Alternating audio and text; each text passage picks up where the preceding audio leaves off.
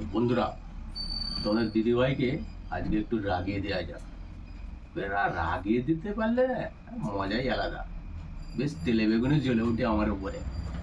দাঁড়াও, কি গো, এই দেখো, এই ঘরে এসো একবার দেখি, তাড়াতাড়ি এসো। কাজ করছে, প্রচুর থালা বাসন মাজছে, থালা বাসন মেজে একেবারে পরিষ্কার পরিচ্ছন্ন করছে বাবু। দেখি, আসো। তাই গেল। আরে তাড়াতাড়ি এসো ঘরে।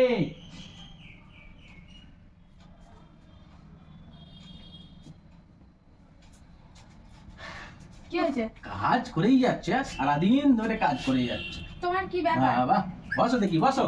এর বাবা, বসো।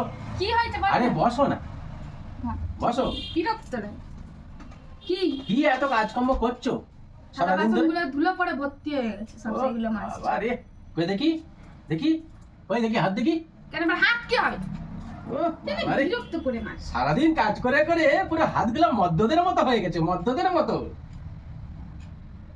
হাতগুলোর কি অবস্থা করেছো শুনি? বাবা, কাজ করে করে। কি গো, কি? এই হাত সাদা কেন? নেল পালিশ পরেনি কেন? হ্যাঁ, এই তোমার কি হয়েছে বলো তো? তুমি ঝেড়ে কাছে কি হয়েছে? আরে আবার একটা টিপও পরনি না। এই রকম তো দেখতে ভালো লাগে না। বাবা, একদম এইভাবে থাকবে না। নাটক নাটক নয়। নাটক দেখে দেখে পাগলে। এখন এবারে সকালবেলা কত ঢং দেখাবে। খেতে কাজ নেই, সকালবেলা নাটক করছে। কাজ এইটা এইটা আর নালে এইটা, এই দুটোর মধ্যে একটা পরো দেখি। কোনটা নেবে, কোনটা পরবে? আচ্ছা, আমার পছন্দটা পরবে তো? ঠিক আছে, আমি এটা পরে দিই। এই তোমার নাটক রাখো তো এখন। না না না, রাখো। কাজ আছে আমার এখানে। না, না। কি তুমি ডাকলে কিসের জন্য? এই তো বলি তো, কি করছো বে, এত কাজকর্ম কেন তো? করছো? কি কি কি বলবে বলো? তুমি ঝেড়ে কাছে, তোমার কিছু একটা ব্যাপার আছে। তুমি এসব নাটক করো না, আমার বুকে ব্যথা হয়। তোমার নাটক আমার দেখতে ভালো লাগে না।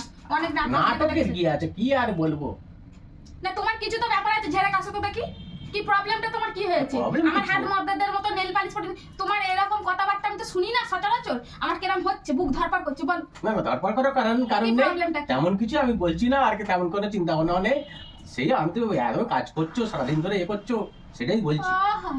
যে এত কাজ করছো কেন, কি কারণে? এত পরিষ্কার করে কি আছে? আমার করার দরকার নেই। তুমি ওই কটা গিয়ে পরিষ্কার করে এসো। না, তুমি তো করে ফেলেছো, তা আমি এখন না, গিয়ে এখনো বাকি আছে গো। ও, কেন আবার চুপ করে গেল কেন? যাও। তো বলছি আজকে কি রান্না বান্না করছো? হ্যাঁ, তাই তো বলি। কি রান্না বান্না করছো বলো না শুনি। তুমি ওই জন্য আমি কাজ করছি সেখান থেকে ডেকে এনে এত ছলা গলা করছো। তুমি ডাইরেক্ট জিজ্ঞেস করতে পারো না?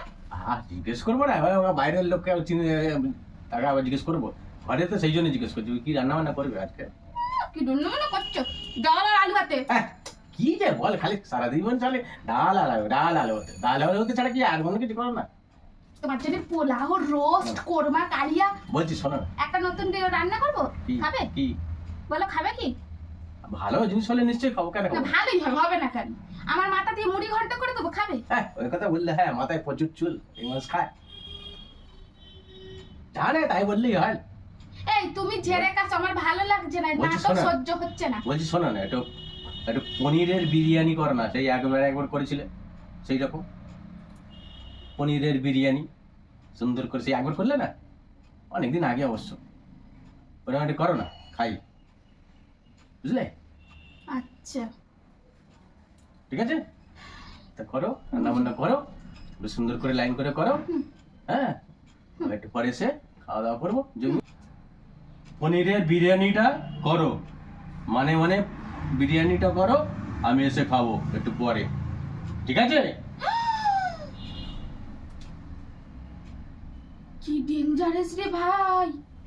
এই একটু আগে কত ভালোবেসে কত কথা, আমার হাত বাবা, কেন নেল পালিশ পরনি? মোদ্দা কথা, ও এখন মানে খাবার কি খাবে সেইটার জন্য আমাকে ডাকছিল। উফ, কি সাংঘাতিক!